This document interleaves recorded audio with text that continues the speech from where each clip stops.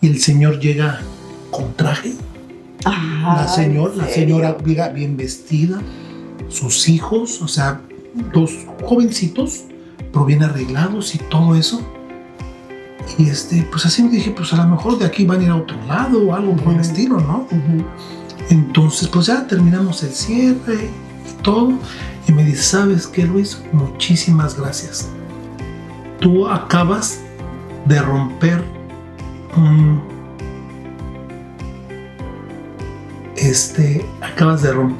una mala racha de toda mi familia. Yo y mis hijos somos la primera generación que tenemos una casa propia. Ni nosotros en México jamás la habíamos podido tener. Y entonces ellos iban vestidos para exactamente. Esa ocasión. Tú podías ver la cara del señor, la felicidad, los ojos de la señora que se sentía tan orgulloso de su esposo, los hijos contentos. Fue algo, y eso cambió mi vida muchísimo, porque en ese momento fue cuando tomé la decisión de trabajar única y exclusivamente con mi comunidad, con la comunidad hispana.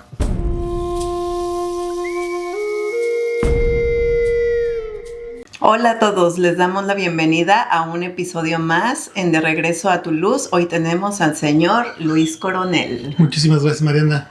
Gracias por la invitación. Placer, ¿no? Es un placer. Bueno, Luis Coronel es un referente aquí en Indiana cuando hablamos de bienes raíces. Hoy es una entrevista un poquito diferente, pero la verdad conozco la historia de Luis y por eso lo trajimos hoy para que comparta esa historia, porque tiene una historia que yo sé que les puede inspirar a muchas personas. Así que respira profundo y comencemos el viaje. Otra vez, Luis, bienvenido y gracias por estar aquí.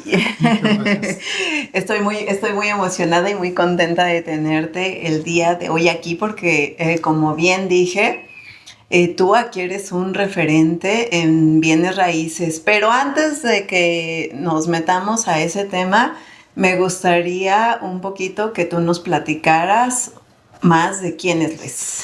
Bueno, pues yo soy Luis. Mi nombre completo es Luis Carlos Coronel Rodríguez. Tienes nombre de novela. Y la verdad es de que mi historia no es una historia que para poder hacer llorar a toda la gente. No. Yo soy de la Ciudad de México. Nací en 1972. Eventualmente, con el paso del tiempo, tomo la decisión de venirme a los Estados Unidos en el 2001. Y bueno, pues obviamente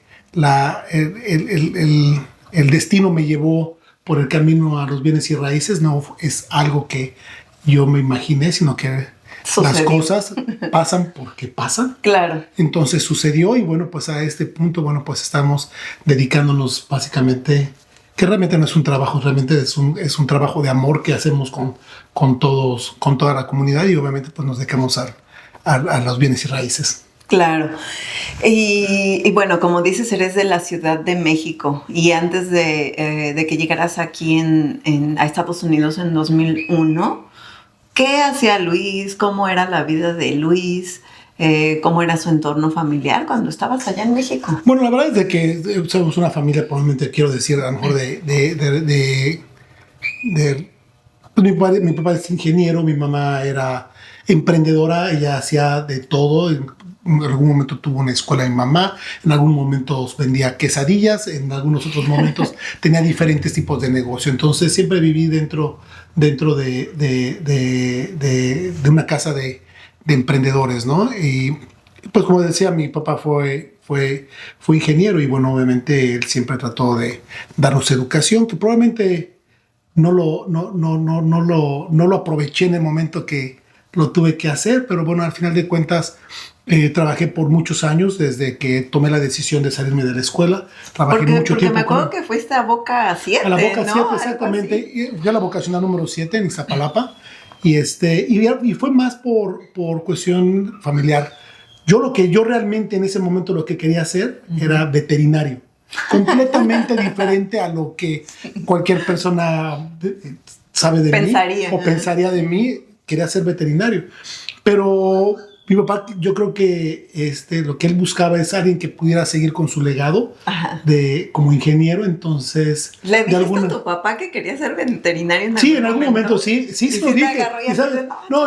Bueno, capaz de que me dio unas bofetadas con palabras diciéndome, todo lo que estamos creando, todo lo que tengo aquí va a ser para ti, para tus hermanos, y ¿tú cómo lo vas a poder utilizar siendo veterinario? Que no comprando sé qué tanto, croquetas, ¿no? Y... Entonces, bueno, eso fue realmente lo que pasó, ¿no? Sí, entonces, por un lado, pues, me movió ese lado y pues me tuve que meter a la vocacional número 7. Y la verdad es de que, no era algo que me apasionaba, ¿no? Y obviamente estaba tan joven, o sea, realmente no sabes qué es lo que quieres. Yo decía, bueno, pues sí, no, por mi papá, por el negocio, por lo que sea. Pero al final de cuentas, bueno, pues no lo terminé, ¿no? Entonces, pero bueno, pasó el tiempo y mi papá siempre tuvo negocios, entonces pues trabajaba con él, como decía, mi papá era ingeniero y en algún momento y en alguna parte de sus negocios era hacer juguete o hacer piezas de plástico de inyección.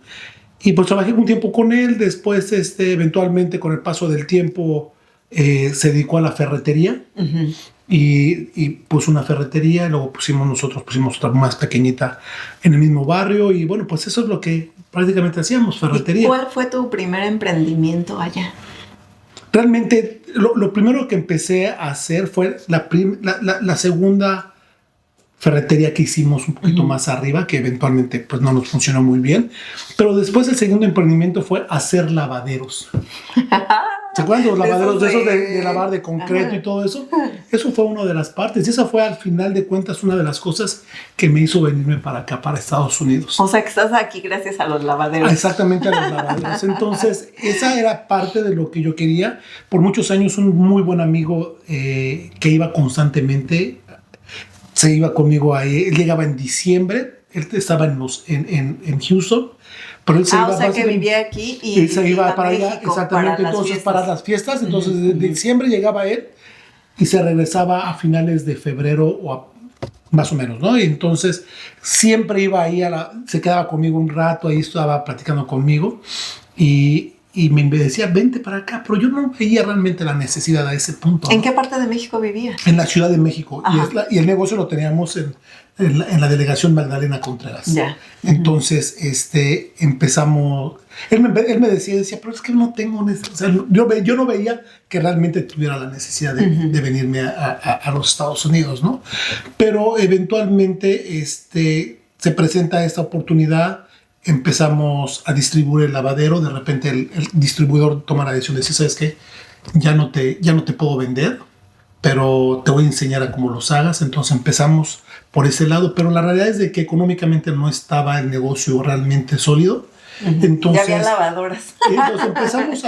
No, que no lo creas, es algo que nunca va a terminar, no importa si hay lavadora o no, pero es algo que lo vas a necesitar, especialmente en México, ¿no? Entonces, como forma cultural o no sé, pero la verdad es de que en algún momento ya empecé a como que a analizar venirme para acá y todo eso bien, me lo dijo, me animó y dije, bueno, pues sí, vámonos para allá, ¿no? Entonces venía con la mente de juntar dinero para una camioneta, un par de camionetas. ¿También venías por 3 años?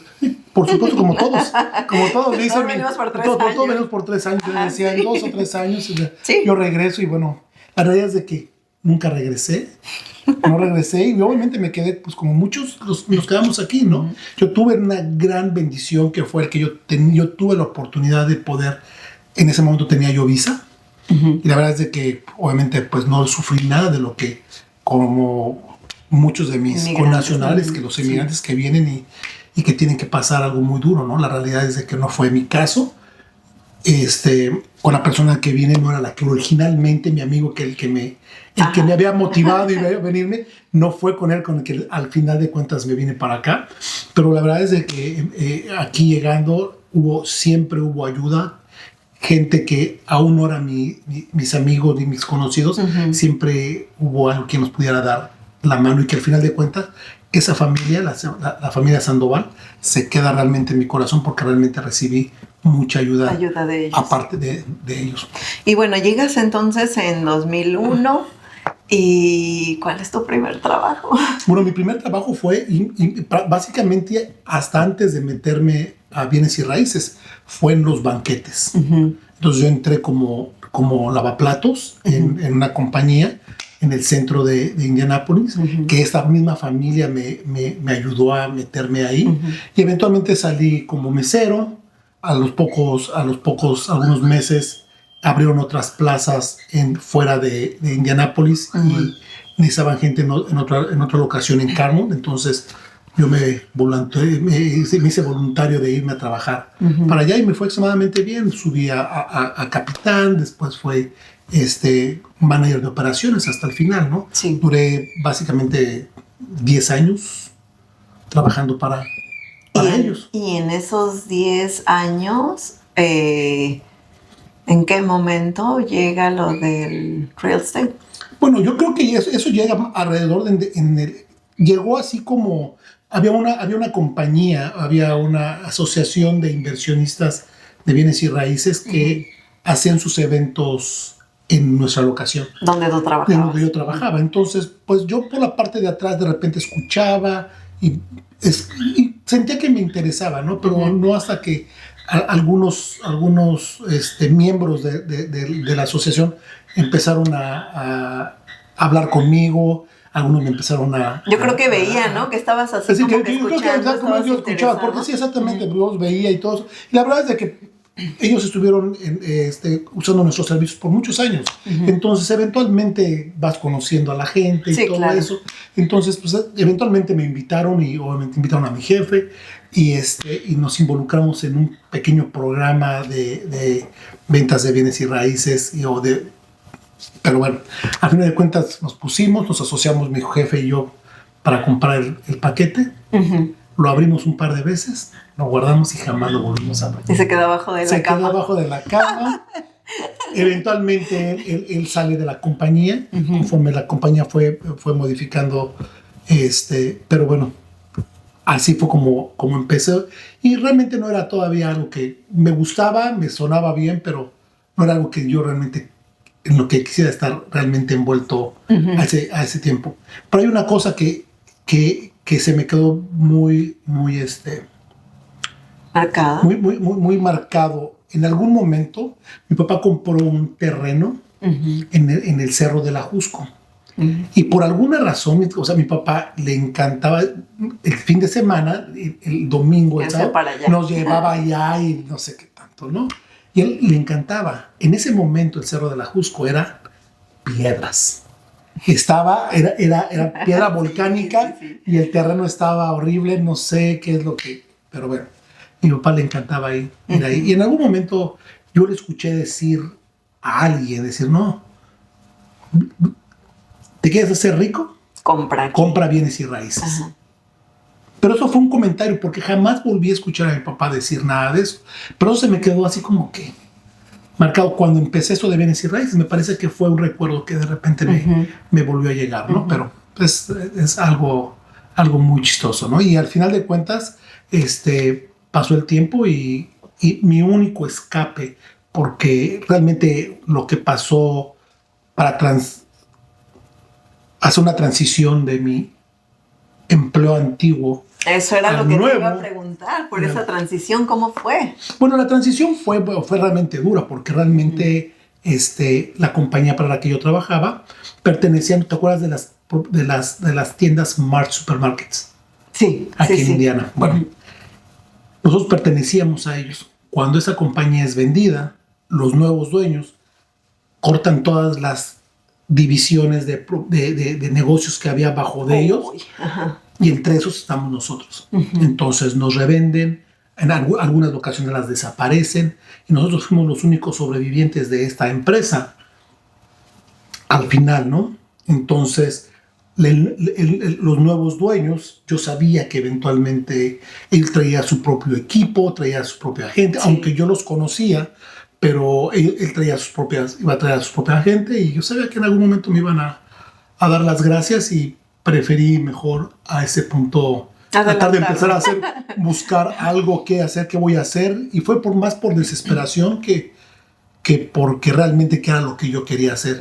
Se me hizo fácil, me empecé a envolver un poco más en bienes y raíces. Y ahí vuelves a sacar la caja de la cama, de abajo de la cama, ¿no? Así de, ay, yo me acuerdo que aquí había algo de...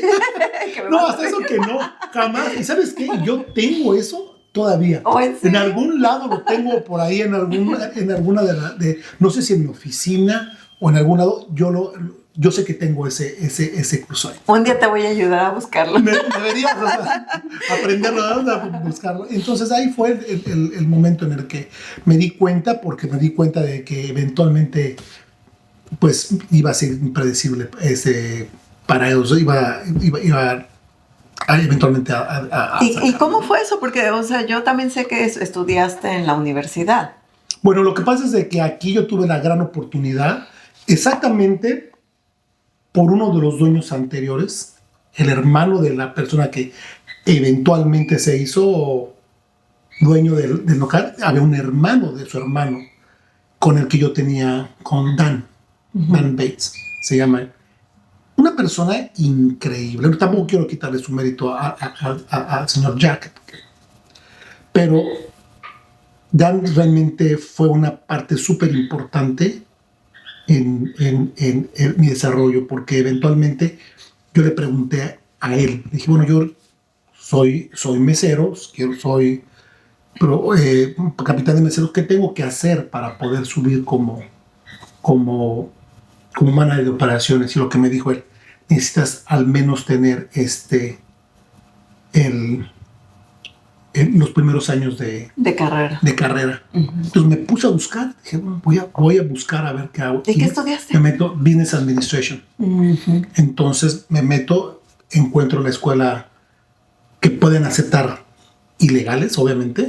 Entonces, pues me puse a estudiar y eventualmente pues me aventé 4 años y casi 5 años en la universidad. Y la realidad es de que él inclusive habló con mi jefe y le dijo, Luis necesita que le des 2 o 3 horas diarias para que él pueda hacer su tarea, para que pueda hacer.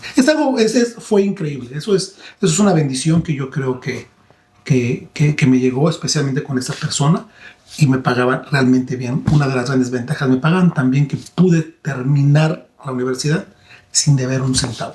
Y es que bien dices, o sea, que fue increíble, pero también es increíble porque la mayoría de las personas te pones en la cabeza de que pues no tienes tus documentos y no eres como candidato para poder estudiar en una universidad, y menos para tener un negocio como de la magnitud del negocio que tú pudiste crear. La mayoría de las personas, o sea, no lo hacen, no lo hacen. Y tú sí te animaste contra todo lo que tenías, todo lo que tenías en contra, de todas formas lo hiciste, y eso también es increíble. Bueno, sí, me parece que probablemente es algo que normalmente muchos ya lo traes, ¿no? Me parecería que sí, claro. Cada quien toma las direcciones y las decisiones de su vida conforme a las capacidades que ellos creen que tienen, ¿no? Que aunque todos tenemos las mismas capacidades, algunas personas creen que tienen menos que otras, ¿no? Y entonces, ¿cómo, durante esta transición, cómo es de que ya tienes tu trabajo ahí por 11 años, y después qué tiene que pasar para que Luis diga, bueno, ya voy a ponerme a vender casas? Bueno, lo que tiene que pasar es básicamente fue realmente el miedo de que me tuvieran que despedir, en donde tenía una esposa, tenía una hija, tenía un mortgage que tenía que pagar y tenía una estabilidad, aún aunque se habían reducido mis ingresos y mis beneficios, todavía podía mantener a mi familia con eso. Y obviamente es miedo, limitaciones personales que decía, bueno, ¿qué es lo que voy a hacer? ¿Qué es lo que tengo que hacer? Pero ya, te digo, es en serio, o sea, básicamente fue el miedo que, ¿sabes qué? Si no hago algo yo en este mismo instante, algo eventualmente, lo que no quiero que pase me va a pasar. Entonces fue cuando tomo la decisión, y te digo, todas las cosas te van llevando, ¿no? Entonces tomo la decisión, ¿sabes qué? Pues voy a hacer algo con bienes y raíces. ¿Y qué es lo primero que haces? Lo primero es, dentro de la misma asociación, conozco a un par de personas que me ofrecen 3 casas. Y me ofrecen 3 casas por $15,000. Bueno, si las casas se necesitan. ¿Me podrías ofrecer en este momento 3 casas por $15,000? Por favor. Ojalá pudiera, pero aquí viene lo más chistoso. La realidad es de que yo no sabía. Me agarraron como novato directamente. Te dieron la novatada. Me dieron la novatada con eso. Ajá. Y lo que realmente me vendieron fueron 3 casas móviles completamente destrozadas. Hijo. Y la realidad es de que pues yo no lo veía nunca, o sea, como no sabía, pues tampoco vi la magnitud del problema. Ajá, como pero no veías, estabas feliz como dueño de tus exactamente, en mis 3 casas, ¿no? casotas, pero después cuando me empiezo a enterar que realmente pues no eran casas y que inclusive era completamente diferente ese tipo de modelo de Sí. Entonces fue algo un poquito fue un poquito estresante. No me di por vencido. Entonces las cosas fueron fluyendo solitas, porque eventualmente encontré a la persona que me pudo ayudar a arreglar las casas. Como he platicado en miles de ocasiones, la verdad es de que económicamente no perdí, no gané, no perdí, pero lo que gané fue muchísima experiencia. Claro. En eso, número 1, no me volvieron a ver la cara una vez más. No me vuelven a vender casas móviles como casas. Y pero empecé a entrar en el mundo de arreglar, que más o menos me empezó a gustar y todo eso.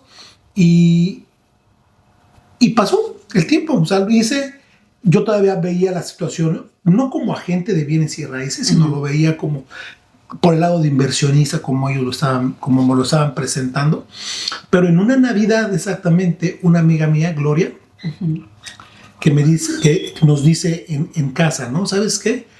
Mi agente de bienes y raíces está buscando a una persona hispana que pueda hablar en inglés y en español porque recibe muchísimas llamadas de hispanos y no puede atenderlos, ¿no? Entonces siente que está perdiendo muchas oportunidades, entonces quiere aprovecharlos.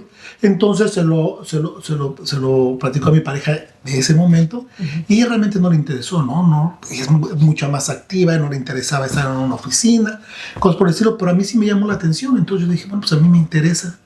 Nada más fue el puente cita para que llegara. Exactamente, fue un trabajo. Agarré y empecé a hablar con la persona, me dijo que era lo que necesitaba hacer y eventualmente me inscribí en la Escuela de Bienes y Raíces. Entonces, Y ni aún así se te ocurrió sacar el paquete debajo de la cama. No, ni así. Dije, a lo mejor el que viene va a estar mejor. Entonces me metí a la escuelita y todo eso, saqué mi licencia y eventualmente saco la licencia y me empiezo a presentar ya como agente y de repente, bueno, pues obviamente regresé con la misma persona. Realmente no me gustaron muchas cositas ahí que alcancé a ver y después eventualmente pues entré a trabajar me asocié con una compañía que se llama Keller Williams, que realmente me ayudaron muchísimo, aprendí mucho de ellos, ¿no? Entonces, antes cuando dices que llegas a ese lugar donde no te gustó mucho, ahí es cuando vendes tu primer casa. No, yo vendo mi primer casa. Esto fue, déjame sacar más o menos cuentas, pero esto fue básicamente a finales de diciembre del 2009. Fue cuando yo ya tuve mi licencia, a principios de diciembre saco mi licencia más o menos como a los siguiente semana. Después voy y visito a esta señora que me había ofrecido trabajo primero que todos, ya cuando ya me encontré. Y exactamente el día 28 de diciembre del 2009 es cuando hago mi alianza o registro mi licencia con Keller Williams. Entonces, en el 2010 solamente vendo 2 casas. Ya con Keller Williams. Y que obviamente mi amiga fue la que me presentó la oportunidad. A ella fue la que ayudé a comprar esas 2 casas. ¿Y cómo es cuando llegas a Keller Williams en diferencia al primer lugar? Es que fue muy chistoso porque la verdad es de que la primera vez que yo tuve la conversación con el primer broker, nos vimos en un café. Entonces lo platicamos, me ofreció muchas cosas, pero obviamente no tenía licencia. Entonces me dijo, ve, inscríbete, ya que tengas la licencia me llamas. Perfecto, ¿no? Entonces cuando yo vuelvo a regresar, pero ya regreso meses después a sus oficinas, fue realmente impactante para mí. Realmente no me gustaron sus oficinas. Estaban, no sé, una computadora de esas viejitas, de esas de monitor verde que todavía tenía el cursor así. Entonces, todas llenas de polvo. Veía pilas de de folders alrededor de esas computadoras. Entonces, Vamos es a el DIF. me dice, vamos al cuarto de juntas. Y bueno, entramos al cuarto de juntas. Era una mesa como una mesa de la casa, que no cupo de una forma, entonces la metieron de lado para que pudiera caber. El mantel no, o sea, tenía el mantel, pero el mantel estaba como a la mitad, extendido solamente hasta la mitad, porque obviamente no cabía hasta el final porque no se podía. De verdad. Entonces caminamos, fue algo así. Entonces sí me impactó, aún aunque yo me salí con, dije, bueno, ok, voy a hacerlo y voy a meterme con ella.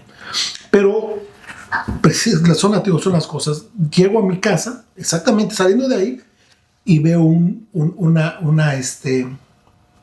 tarjeta que viene de Keller Williams. Obviamente ya sabía quiénes eran ellos, pero veo que me están invitando, que quieren platicar conmigo, que les gustaría, y que obviamente yo especialmente porque no tenían agentes hispanos. Dije, ay, bueno, pues voy. Entonces hago mi cita y me dan la cita para el día 28 de diciembre. De diciembre. Entonces ahí voy, me siento, para empezar. También me llamó mucho la atención porque obviamente la dirección donde yo trabajaba, todavía como mi trabajo de tiempo completo, estaba en Carmel.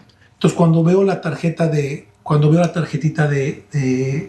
ellos, que viene prácticamente de Clay Terrace Mall, que es básicamente un mall que está en Carmel. Claro. Entonces dije, pues está muy cerquita, está a 5 minutos, entonces me queda mucho más cerca. Porque no sabía yo realmente qué esperar. Cuando llego y me presento, no, hombre, o sea, una oficina de primera clase, ¿no? Un árbol de Navidad así que nunca había visto en mi vida, así de bonito. Solamente lo había visto en postales probablemente. Sí, en las películas. En las películas, ¿no? O sea, algo así. En la película de Mía, esa del angelito. O sea, una recepción increíble así y todo, ¿no? La señora que salía a atenderme, allá hay café y todo, y tiene una cafetería así con una cocina hermosa. Dije, aquí quiero trabajar. Entonces dije, esto sí se lo merece mi comunidad. Dije, aquí me voy a traer a mis paisas aquí para que vengan. Y entonces así llegas a Keller Williams. Así llego a Keller Williams. Entonces, bueno, fue un proceso también. Duré con ellos hasta el 2015, hasta los últimos días del 2015, y en el 2016, bueno, el 2015, el primer día del 2016, empezamos ya con mi propia compañía como Coronel Realty Group. ¿Te acuerdas cuál fue la primera casa que vendiste ya como Coronel? Como Coronel Realty Group, no me acuerdo en realidad, pero me acuerdo perfectamente bien de mi primera casa que vendí. Cuéntame. No me acuerdo del número, pero está en la calle Legrand, que está muy cerca de la Southeastern, y entre la Southeastern y la Raymond Avenue. Constantemente paso por ahí, me acuerdo mucho de esa casa. Pero eso no es probablemente lo más impactante. Lo más impactante era que era una casa que estaba completamente destrozada. O sea, es en serio, o sea, eran solamente los puros palitos. Y yo en un par de ocasiones le dije al señor, aunque estaba extremadamente barata, yo le decía al señor, ¿estás seguro? Exactamente, sí. ¿Estás seguro que realmente quiero? Sí, esa es la que yo quiero. ¿De verdad? Sí, esa es la que yo quiero. Dije, bueno, vamos a hacerlo. Entonces pasa el tiempo y todo eso, obviamente era cash. En más o menos 15, 20 días estaba todo listo. Vamos a la compañía de títulos y el señor llega con traje. La señora bien vestida, sus hijos, o sea, 2 jovencitos, pero bien arreglados y todo eso. Y pues así me dije, pues a lo mejor de aquí van a ir a otro lado o algo por el estilo, ¿no? Entonces, pues ya terminamos el cierre y todo. Y me dice, ¿sabes qué, Luis? Muchísimas gracias.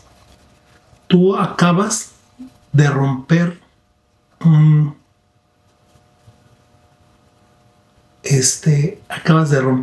una mala racha de toda mi familia. Yo y mis hijos somos la primera generación que tenemos una casa propia. Ni nosotros en México jamás la habíamos podido tener. Y entonces ellos iban vestidos para exactamente. esa ocasión. Tú podías ver la cara del Señor, la felicidad, los ojos de la señora que se sentía tan orgulloso de su esposo, los hijos contentos. Fue algo. Y eso cambió mi vida muchísimo, porque en ese momento fue cuando tomé la decisión de trabajar única y exclusivamente con mi comunidad, con la comunidad hispana. Ay. Eso es increíble, o sea, las cosas, y obviamente todos tenemos diferentes puntos, obviamente todos queremos vender las casas más caras, claro, porque obviamente tenemos la mejor comisión, claro. Pero eso no se compara a lo que puedes ver y a lo que ver a esa familia, lo que yo pude ver y sentir cuando pude ver la cara de felicidad que tenían. Es que es ellos, eso, ¿no? ¿Qué piensas tú que hay atrás de firmar ese contrato? Y de que obviamente es tu negocio, pero ¿qué piensas que especialmente es lo que hay atrás? Bueno, lo que pasa es de que hay mucho deseo, probablemente es algo de lo que todos buscamos. Número uno, es una necesidad, o sea, como parte, sí, es básica. Como necesidad básica. Hay necesidad de comer, y hay necesidad de vestir, y hay necesidad de tener de dónde vivir. Pero realmente el que tengas una casa, que tus hijos les puedas proveer algo de ese tipo, te da muchas cosas más, especialmente a los niños, les da pertenencia de dónde son. Que esa es mi casa, de aquí nadie me va a correr, de aquí soy, ¿no? Echan raíces, que esa es una de las partes probablemente más importantes, ¿no? Cuando ves niños que viven uno y un año aquí, otro año en otro lado, se cambian de departamento, se van a otra casa. A mí me pasó eso años y años y años.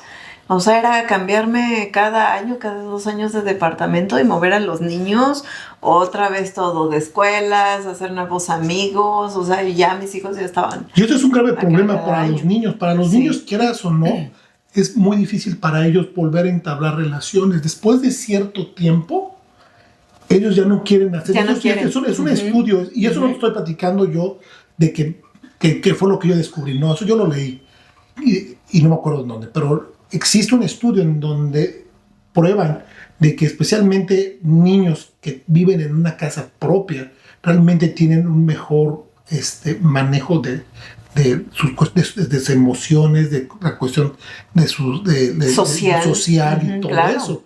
Porque la realidad es de que, por decir, un niño no puede, cuando ve que tiene a sus mejores amigos y de repente se van y de repente vuelven a llegar a otro lado, les cuesta mucho trabajo a los niños el poder hacer esos amigos y después nuevamente se van. Eventualmente ellos se dan por vencidos y mejor tratan de no hacer amistad con nadie para no volver a sentir el mismo dolor, ¿no? Entonces tiene mucho sentido. Entonces me parece que esa es una de las partes. Y como padre de familia siempre tenemos eso de decir, ¿sabes qué? Si algo me pasa, que tengan mis hijos donde quedarse, que tengan mi esposa donde quedarse, ¿no? Que eso es lo que probablemente muchos vemos, ¿no? O sea, dejar un legado, ¿no? Que me parece que es probablemente como una necesidad que tenemos como seres humanos, ¿no? Dejar algo para alguien, ¿no? Para dejarlo para...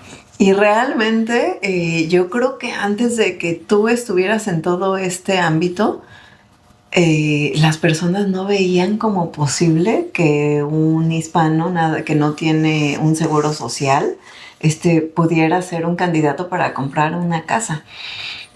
Yo misma lo viví cuando nosotros, antes de que te conociéramos, porque pues cabe decir que Luis nos vendió nuestra hermosa casa y que casi me quedo sin esta casa.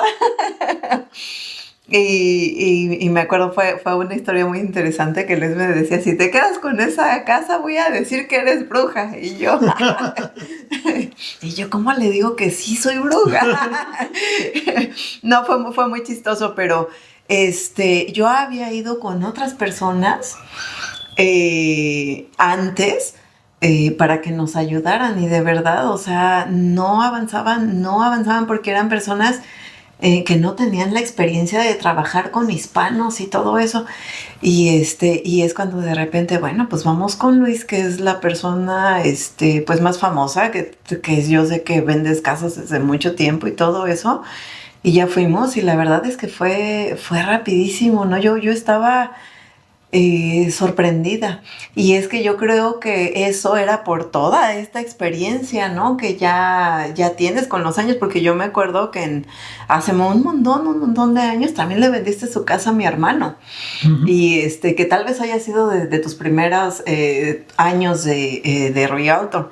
Y o sea, hay un montón de personas que yo conozco, así un montón, sé que tú les vendiste la casa, o sea, te volviste, o sea, esa parte importante, ese puente entre los latinos que queríamos aspirábamos a tener una casa y todos estos trámites engorrosos, ¿no? De, ay, ¿qué hago? Y tú te convertiste así como ese puente de ayuda para la comunidad. Pero la realidad es de que todas las ventajas siempre existieron. Uh-huh. Siempre estuvieron ahí. La realidad es de que probablemente pero no hubo quien les volteara la cara a vernos. Y no tanto es eso. Me parece es que no conocen. Y la verdad es de que especialmente en este negocio, si no hablas bien el idioma, especialmente con los agentes americanos, tenían esa idea de que si no hablo perfectamente bien contigo, no quiero meterme en problemas contigo. Uh-huh, porque claro, si algo no entendiste bien, tú puedes venir y demandarme. Claro. Entonces, muchos de ellos no es tanto es que no quisieran, uh-huh, es que no conocían. Uh-huh. Y obviamente con el paso del tiempo nosotros fuimos abriendo esa brecha, el poder desde encontrar el tipo de préstamos, encontrar todas las compañías de títulos que realmente nos pudiera ayudar, porque eso es otra de las cosas. Muchos, ni siquiera las compañías de títulos sabían que la matrícula consular es una identificación y cosas por el estilo. Entonces llevó un poco de tiempo de aprendizaje, que es básicamente el ir investigando, el ir preguntando. Pero todas las oportunidades siempre estuvieron ahí, nada más que no había alguien o que no había muchos agentes que realmente se dedicaran básicamente a esa. La verdad es que aquí, ¿no? la montaña nunca fue a Mahoma. Mahoma fue la montaña. O sea, te digo, tú realmente, o sea, yo sí lo veo así como que tú fuiste el que empezó a llevar esas oportunidades, que empezó a construir ese puente. Porque ahorita, pues sí, ya después de tantos años y de todo eso, ya los realtors ya voltearon a la comunidad hispana y ya ven que también somos un mercado con mucha potencial. Claro, por supuesto. Obviamente con el paso del tiempo y obviamente la comunidad ha crecido muchísimo. Aquí obviamente han volteado, todas estas compañías de préstamos han volteado a vernos. Obviamente la comunidad hispana es una comunidad a la que le tienen mucha confianza en cuestión económica, porque saben que somos muy responsables para el pago de nuestras rentas. Es cierto. Inclusive es en serio, porque uno como ilegal, lo primero que te enseñan la comunidad hay que pagar, es pagar la renta. Sí, que eso es lo primerititito. Sí. Entonces puedes quedarte sin comer o cualquier cosa, pero tu renta la pagas. Sí, y me parece que esa es una de las cosas que se ha quedado dentro de nosotros y que nos podemos dar cuenta inclusive cuando se rentan propiedades. Yo veo inversionistas que trabajamos muy cerca. Ellos dicen, me hablan a mí porque es que yo sé que todos mis inquilinos, todas las personas que me han comprado casas bajo contrato son hispanos y muy pocos son los que me quedan mal, uh-huh, o muy pocos son los que de repente me piden ayuda, uh-huh, a diferencia de otras comunidades. Pero es básicamente eso. O sea, tenemos también una muy buena reputación dentro del negocio inmobiliario, ya sea de renta o de compra, porque somos buenos pagadores. Uh-huh. Y es cierto, cuando pasó lo del COVID, yo tenía un amigo, tengo un amigo que trabajaba rentando departamentos y decía, los hispanos son los únicos que siguen pagando su renta. Uh-huh. O sea, eso es cierto. Y bueno, ya después, ahorita ya ¿cuántos años tienes en este negocio de bienes raíces? Pues tengo prácticamente 14 años, 15 años. 14 años, 15. Sí, o sea, exactamente, empecé en el 2010. Espero que nos invites 10, a tus 15 20, años o a tus 25, o sea, apenas 15 años. Ajá. Y Y bueno, ya después de ahí empiezas a hacerte... ¿Cómo se populariza Luis Coronel con la comunidad? ¿Cómo? Fíjate que fue muy chistoso porque cuando yo empecé, realmente no sabía qué hacer, ¿no? No sabía qué hacer, andaba investigando qué poder, cómo promocionarme. Muchas cosas, mucha gente se acuerda todavía de mí cuando yo estaba fuera de las tiendas hispanas dando tarjetas y presentándome. Yo salía de trabajar. Llevaste tus volantitos. Ajá, yo dejaba de trabajar, salía de trabajar de banquetes y me iba con mi puño de tarjetas y me dedicaba a presentarme afuera de las tiendas hispanas. Unas me en vez de tu atalaya aquí abajo del brazo traías tu silla. Tiene un tiempo para hablar de bienes porque mucha gente me dice, yo me acuerdo de usted cuando andaba dando tarjetas. ¿En serio? En serio. A mí a veces salían los de las tiendas y me corrían. Y no puedes estar aquí afuera. Pero no estoy repartiendo. No puedes estar aquí afuera. Entonces esa era una de las formas que estaba, ¿no? Pero también otra de las cosas fue que me anuncié en el radio. Y es muy chistoso porque cuando realmente empecé, pues yo decía, bueno, fue una de las cosas que tomé yo en cuenta, ¿no? Pero me llamaba la atención, pero económicamente no lo podía hacer, ¿no? Porque todavía ni siquiera empezaba perfectamente bien al 100% como agente, y pues no tenía el dinero porque si era una lana. Y luego cuando lo que yo empecé a investigar, que cómo podría funcionar una campaña de bienes para gente en el radio. Entonces, algo que me di cuenta que en muchos lugares decían, ¿saben qué? Que en el radio es una inversión a largo plazo. Entonces, mínimo un año para que realmente te funcione. Entonces, siempre se quedó eso en mi mente. Sí, claro, porque ¿no? Tienes que escuchar el mensaje varias veces y ya llega un momento en que ya dices, es fulano, tal cosa, tal producto, tal persona que está anunciando algo. Sí, es cierto. Entonces, tiene que llevar mucho tiempo, aunque cuando yo hablé con los del radio, pues obviamente tratan de venderte el tiempo que sea, ¿no? Pero pues yo veía, híjole, pues es mucho, ¿no? Un año, echarme el compromiso, porque pues económicamente pues no iba a poder echármelo. Entonces pasó, pero realmente una vez que hablé con los del radio y me dijeron cuánto era la mensualidad, de cuántas veces me iban a anunciar y bla, bla, bla, pues yo hice la multiplicación. Se me ocurrió hacer la multiplicación. Dije, es un montón de dinero. Y bueno, pues ya veremos, ¿sabes? Seguiremos dando tarjetitas y dejando tarjetitas en esto, ¿no? Entonces, cuando... Como yo decía, sigue siendo buena idea dar mis tarjetas afuera de la tienda. Sí, sigue siendo buena idea. A la gente lo que más le gusta es el trato directo. Sí. O sea, a la gente le gusta verte. Pero eso del radio, o sea, ya cuando lo empezaste a hacer, sí o sí funcionó, porque yo me acuerdo de haber visto en algunos momentos donde hemos coincidido ya fuera de tu negocio y todo eso, que de repente la gente voltea y así como que, ¿usted es Luis el del radio? Eso lo he escuchado varias veces. Lo que pasa es que sí funcionó, sí funcionó mucho, o sea, porque una de las cosas es de que realmente en ese tiempo había casas, obviamente estaban cayendo como la del cliente que te digo, pero sí había muchas. Entonces había casas desde $5,000, entonces así me anunciaba, yo te puedo ayudar a conseguir casas desde $5,000. Ese teléfono sonaba como no tienes una idea. Sonaba y por muchos años, inclusive, fue obviamente, me ayudó mucho, pero realmente, eventualmente se convirtió en un problema. Sí, inclusive este tic que tengo por ese teléfono, ¿no? Y me despierto a media de la noche diciendo, bueno... Pero la verdad es de que sí es eso, o sea, realmente sí cambió mucho. En mí la gente me empezó a conocer, nos empezamos a anunciar también. En algunos momentos nos empezamos a anunciar también en televisión, pero realmente el radio por muchos años estuvimos muy presentes en el radio, ¿no? Y eso obviamente nos catapultó un poquito más dentro de la comunidad.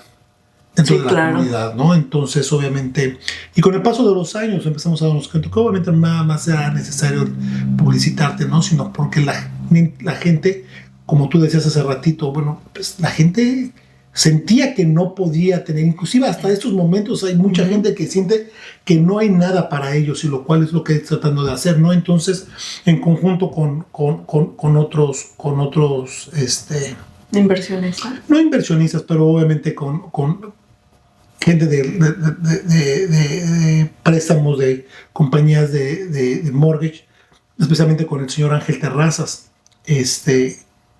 empezamos a tratar de empezar a educar y empezar a hacer videos y pequeños programas educando a la comunidad, qué es lo que se debe de hacer, cómo se debe de hacer, cuáles son los procesos y todo. Entonces eso nos llevó un poco de tiempo también el poder hacerlo. Ahora con redes sociales lo hace un poco más sencillo, ¿no? Entonces, y el de boca en boca. Y el de boca en boca, ¿no? Obviamente es difícil que alguien... Ya es difícil, es cuestión, y es muy complicado el creer que eventualmente alguien te va a comprar una casa o que va a invertir $300,000-$400,000 sin verte, ¿no? A través de mensajes de texto, ¿no? Sí, no, claro. O solamente ven, la gente quiere ver el contacto personal, conocerte. Quiere conocerte, claro. Quiere saber de ti, dónde estás y todo eso, ¿no? Obviamente. Pero sí, el radio fue una de las cosas que realmente me ayudó muchísimo. Y de ahí, de cuando ya empieza todo esto, ¿no? Del radio, ya te empieza a catapultar más, a tener... ¿En qué momento empiezan a llegar los premios? Porque yo sé que has tenido este premio que se les dan a los realtors, el NAREP, y lo empezaste a tener por varios años y fuiste escalando hasta que un día ya llegas al primer lugar como realtor de la comunidad hispana a nivel nacional. Fíjate que había una gente en Keller Williams que constantemente me decía: hey Luis, hay una asociación de agentes hispanos en la que deberías de inscribirte. Y me lo dijo como un par de años, o sea, me decía, hasta que un día me llevó una revistita y me dijo: mira, estos son los que yo te digo. Y eventualmente los empecé a buscar y todo eso, entonces me inscribí y ahí fue cuando empecé. Y empecé, me parecería, en los primeros años, en el 2015, 2016, lo que estaba en el creo que llegué en el 100 y tantos, y luego subí al 50 y tantos, luego al 30, y luego ya al 20, y luego pues ya empezamos ya. Entonces en el 2019 tuve la primera vez que hicimos, que fuimos que fui premiado con el número 1, y a partir de ahí prácticamente hemos estado en los primeros 3 lugares durante todos hasta este año pasado. Estuve en el tercer lugar. En el tercer lugar, un año antes fuimos primer lugar, ¿no? Y cuando hacen ahí esa entrega del premio, que se hace en Las Vegas y no... No, en esta ocasión, bueno, en esto lo hacen en San Diego, California. Oh, ok. En San Diego. ¿Qué se siente? Híjole, es que es diferente, es raro, porque realmente, pues no sabes, ¿no? O sea, no sabes hasta dónde... Y hasta dónde muchas veces tu trabajo puede influir o llegar o ser visto por alguien más, ¿no? Porque la realidad es de que pues no me imaginaba que realmente hubiera gente que eventualmente me siguiera, o que gente de repente me dijera: ¿sabes qué, Luis? Yo sigo tus redes sociales, a otros agentes, ¿no? Y dices, bueno, que era raro, completamente extraño para mí, ¿no? El poder entender, porque realmente no entendía hasta ese punto que mi trabajo hasta dónde podía haber llegado, ¿no? O sea, no sé cómo gente como dices tú, en Las Vegas, en Ohio, en Nueva York, en otros estados puedan estar viendo, y que obviamente que vengan y que te pidan: oye, ¿tú cómo le haces con esto? ¿Me podrías ayudar con esto? Eso es increíble, eso te abre, o sea, número uno, me hace sentir extremadamente bien, pero la verdad es de que no era algo que sí realmente yo habría dicho: quiero ser el número 1, ¿no? O sea, las cosas pasaron porque pasaron y... Bueno, pero pasaron por tu buen trabajo, por tu disciplina, por tu compromiso, por estas ganas de ayudar a la comunidad hispana. O sea, porque tampoco no pasó nada más, porque sí, yo te conozco desde hace años y eres una persona que eres muy, muy entregada a tu trabajo. O sea, realmente eres muy trabajador. Yo te veo siempre trabajando mucho. Trabajas muchas horas.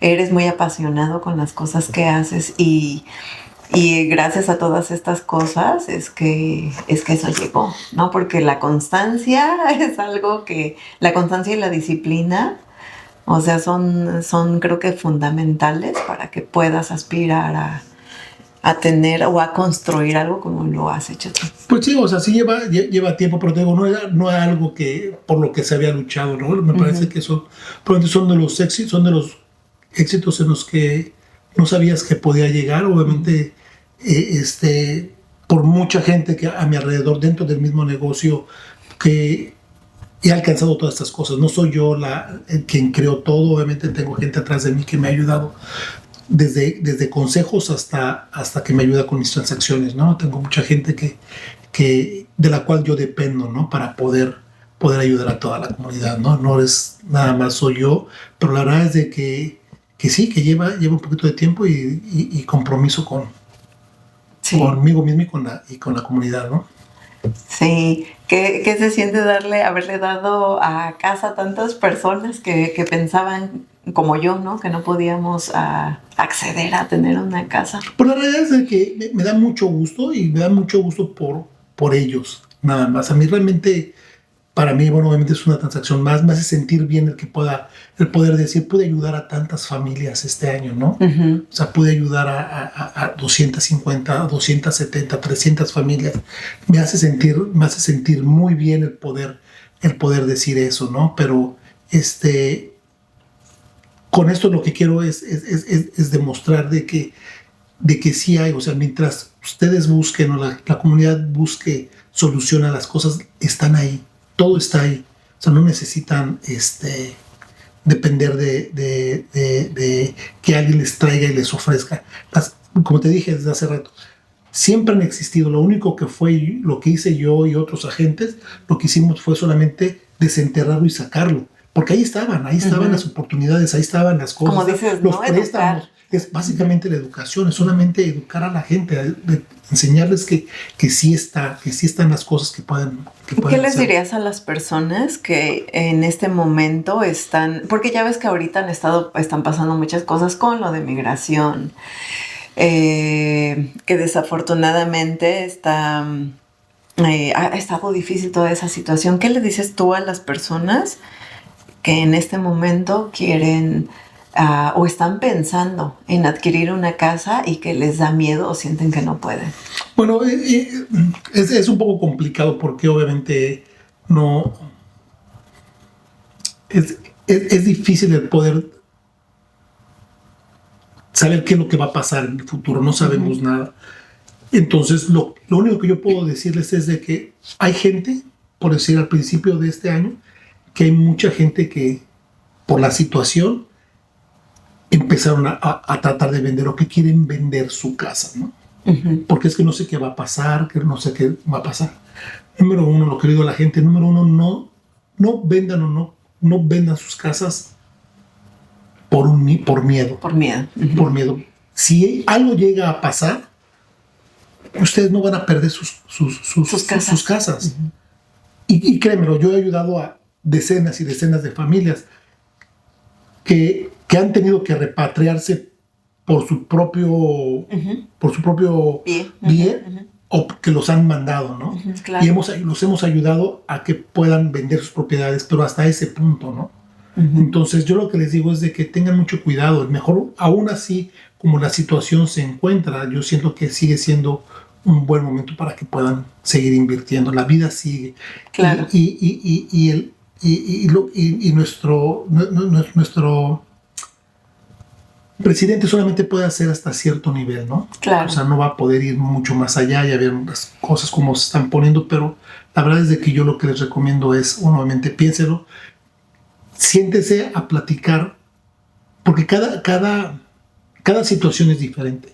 Sí. Entonces, lo mejor que pueden hacer es siéntense con la persona adecuada que pueda realmente ayudarlos y con quien se sientan Sí, claro. Para que puedan entender cuál es el proceso. No, es que no vas con el primo o el amigo del amigo de no sé quién, Bueno, sino vas con una persona que tenga la Pero la experiencia. realidad es que no es cierto. O sea, yo todavía seguimos luchando nosotros. Yo como profesionista, como profesional en bienes y raíces, sigo luchando mucho en donde la gente sigue preguntándole al tío Exacto. que está aquí y que no ha comprado casa. Exacto. O que compró casa en alguna otra situación completamente diferente. Entonces, y yo sé que ellos lo hacen no lo hacen porque confían en la persona y el consejo que da la otra persona es porque quieren a su pariente. Por supuesto. Pero no está muy bien. Porque eventualmente tienen que buscar a alguien que realmente les pueda ayudar. Digo, realmente no soy yo el único, hay muchísimos, pero la realidad es de que tienen que buscar quién es el prestamista el mejor, entrevístenlo. Lo mismo pasa con los agentes, entrevisten a la gente. Sí. Vean quién es el agente, si eso se dedica al 100%, su experiencia, o sea, cómo les va a ayudar, cuál es todo ese tipo de cosas. Es importante, es realmente importante que nosotros mismos nos hagamos responsables de encontrar las cosas necesarias y a las personas adecuadas.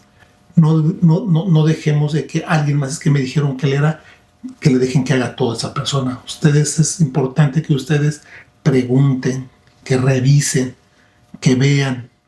Y es parte de la educación, es parte de lo que necesitamos empezar a hacer para no ser, porque desafortunadamente allá afuera hay mucha gente, obviamente yo sé que somos más los buenos que los malos, pero de todas formas sigue habiendo por la parte de allá afuera gente que quiere sorprenderlos y no trabajan bien, ¿no? Entonces, pero es importante que tengan a ustedes la oportunidad de poder buscar, pero eso solamente es educación. Es educación, necesitamos leer, necesitamos hablar, juntarnos con la gente y eventualmente tomar la decisión. Bueno, aquí vamos a dejar todas tus redes sociales, todos tus contactos. Si alguien necesita o está interesado en comprar o vender una casa, pues por experiencia personal, yo les puedo decir que Luis es una persona súper confiable. A nosotros nos ayudó mucho hace 5 años a que tuviéramos este sueño de una casa.